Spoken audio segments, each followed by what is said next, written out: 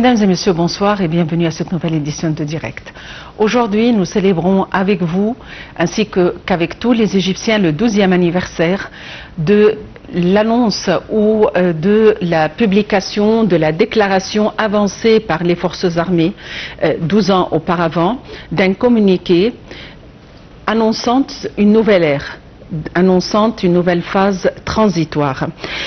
Un communiqué avancé par les forces armées ou avançant une déclaration mettant en place une feuille de route après un consensus avec les symboles de l'État, avec des symboles d'hommes de religion, avec des représentants politiques, avec des représentants de la jeunesse, en réponse à l'appel populaire, en réponse aux souhaits du peuple égyptien mettant fin au règne de la confrérie, mettant aussi ou annonçant ou ouvrant les portails d'une autre phase complètement optimiste pour les Égyptiens concernant une nouvelle ère, concernant de nouveaux projets, concernant une nouvelle feuille de route à mettre en exécution. Cette phase transitoire a permis l'avènement de la Deuxième République après le consensus avec tous les représentants de l'État. Et cette phase aussi a permis la tenue par la suite d'élections présidentielles transparentes. Et suite à ce communiqué, eh bien, le conseiller Adli Mansour a été déclaré président pour une année à la tête de la présidence de la République pour cette période transitoire qui était à la tête de la Cour constitutionnelle suprême. Donc aujourd'hui, c'est autour de ce sujet que nous allons élaborer notre partie débat. Mais avant de commencer, il y a des nouvelles quand même que l'on aimerait souligner et partager avec vous concernant l'Égypte qui a déclaré ou qui a condamné les déclarations des responsables israéliens appelant à l'annexion de la Cisjordanie occupée, dont la plus récente a été faite par le ministre israélien de la Justice. L'Égypte a exprimé son rejet catégorique de ces déclarations qui sont contraires au droit international et visent à consolider l'occupation illégale des territoires palestiniens et à porter atteinte au droit du peuple palestinien à l'autodétermination et à la création d'un État indépendant sur les lignes du 4 juin 1976 en Cisjordanie et dans la bande de Gaza avec Jérusalem-Est comme capitale. L'Égypte a souligné son rejet des violations israéliennes flagrantes en Cisjordanie, y compris les incursions militaires, les arrestations de l'expansion et l'expansion des colonies illégales et en conjonction avec les crimes dans la bande de Gaza.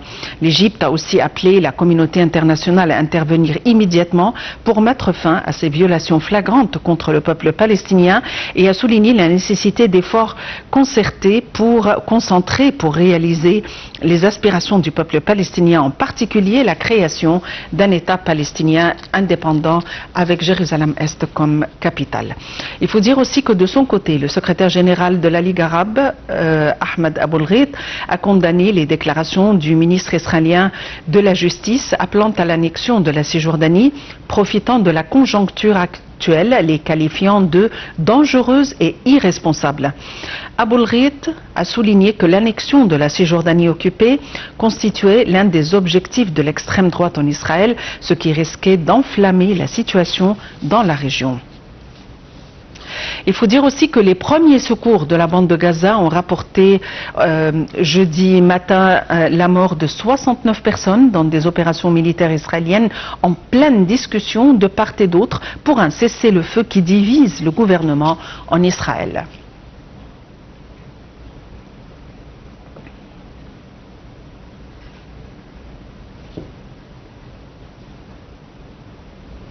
Et pour nous donner plus d'éclaircissements, nous avons le plaisir d'avoir en ligne Dr Mahmoud Sabet, qui est professeur d'histoire et analyste politique. Dr Mahmoud Sabet, bonsoir et bienvenue avec nous. Bonsoir et merci. Dr Mahmoud Sabet, l'Égypte a catégoriquement rejeté et condamné les déclarations des responsables israéliens appelant à l'annexion de la Cisjordanie occupée, dont la plus récente a été faite par le ministre israélien de la Justice et Dr Aboul Reit, le secrétaire général de la Ligue arabe, a indiqué que c'était, ou les a qualifiées de dangereuses et irresponsables. Comment voyez-vous ces déclarations? Non, c'est des déclarations typiques de ce gouvernement actuel qui nie tout contrôle de la justice internationale. Et c'est pas seulement la justice internationale, ça fait partie quand même des événements de la guerre de 1967, que ça, on peut pas annexer des territoires conquis par la guerre. Et c'est ça exactement, la Cisjordanie rentre dans cette catégorie. Alors, c'est pas seulement contre la loi internationale, c'est aussi contre les résolutions des Nations Unies. Et un des dangers d'ignorer tout ça, c'est qu'à la fin de la journée, la loi internationale sera complètement détruite. Et aussi, l'idée d'avoir des Nations Unies sera aussi compromise. Alors, ça devient une situation très très sérieuse dans ce sens et dans le sens diplomatique, politique et bien sûr par terre elle-même, dans le sens que la Cisjordanie a l'air d'être la deuxième phase d'annexation. Premièrement Gaza, deuxièmement Cisjordanie et probablement, éventuellement, l'expulsion de tout Palestinien du territoire de Palestine historique. Oui, docteur Mahmoud Sabit, nous sommes dans une phase où tout le monde cherche ou œuvre à contenir la tension dans la région, si on peut le dire. On parle d'un cessez-le-feu et cependant, voici un autre problème qui surgit, qui est l'annexion de la bande de Gaza. À votre avis, est-ce que ceci était une stratégie des États-Unis et Israël de manière à faire en sorte qu'il y a toujours des problèmes, qu'il y a toujours une tension à la une à chaque fois qu'on s'approche d'une solution ou du moins d'un cessez-le-feu? Oui, absolument. C'est une stratégie de la part d'Israël, en tous les cas, qui dure depuis très très longtemps. C'est la stratégie dès le début. Ils voulaient faire tout ça, mais avec une stratégie beaucoup plus douce, beaucoup plus lent et quelque chose qui allait prendre un peu de temps. Ce gouvernement a accéléré tout, c'est tout. Et en plus, ils ont accéléré tout parce qu'ils étaient sûrs d'un soutien américain. Un soutien américain avec une nouvelle administration américaine.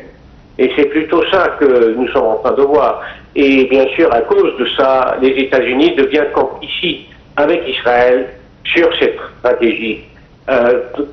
Tandis que avant tout ça, c'était pas ça le cas du tout. Au contraire, les États-Unis voulaient toujours un certain équilibre dans la région. Aujourd'hui, tout ça a été plus ou moins jeté de la fenêtre. Mmh. On parle d'une trêve, on parle d'un cessez-le-feu et cependant les secours à Gaza ont annoncé aujourd'hui la mort de 69 personnes. Donc apparemment Israël continue toujours d'accentuer et d'œuvrer à l'escalade de la situation. Pensez-vous, ou à votre avis, est-ce qu'il y a une issue proche? L'issue, c'est que la réalité, c'est que M. Trump veut un cessez-le. Netanyahou ne le veut pas. Et il ne le veut pas pour des raisons politiques. Alors, c'est pas rien de nouveau, ça fait partie des tactiques des Israéliens qu'ils ont toujours cassé les cessez-le. Et ils ont toujours cassé, par exemple, les cessez-le entre l'Égypte et Israël pendant la guerre de 1973. Ils ont été cassés 6-7 fois. Le 22, le 24 octobre pendant cette guerre.